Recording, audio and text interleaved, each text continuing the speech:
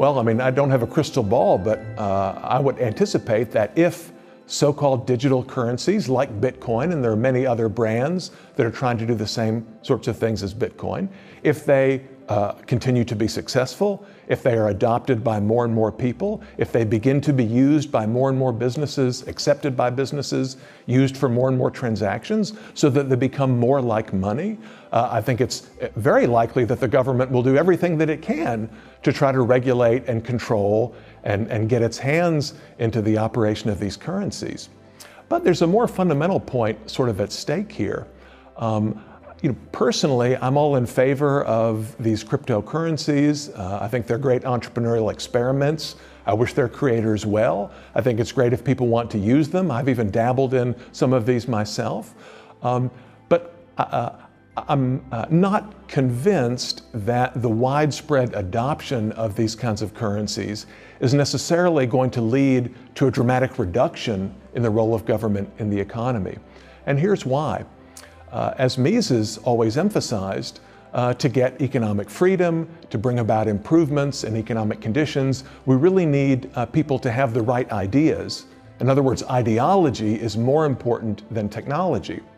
Unfortunately, at present, most people in the US and other Western countries, all countries, tend to have a fairly, they tend to accept a sort of paternalistic interventionist government. Most people believe that government intervention is for their own benefit. The government just wants to help them out. The government is here to protect against market failure, the excesses of capitalism, and so on.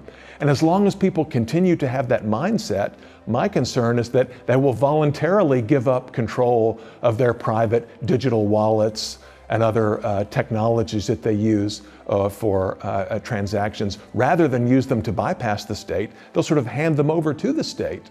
There was an op-ed in the Washington Post just a couple of days ago about Bitcoin, pointing out that Bitcoin, the value of Bitcoin relative to the US dollar has fluctuated quite a lot in recent weeks, calling for a central banker for Bitcoin.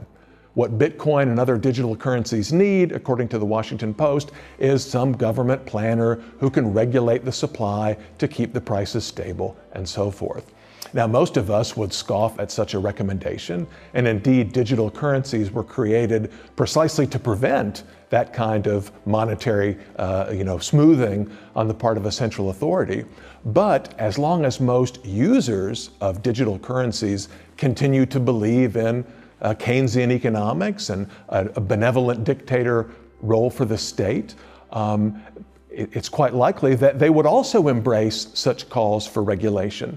Now, some of these digital currency technologies don't allow for artificial manipulation of the supply. That's one of their key selling points. But who knows what sort of regulations people would call for or embrace.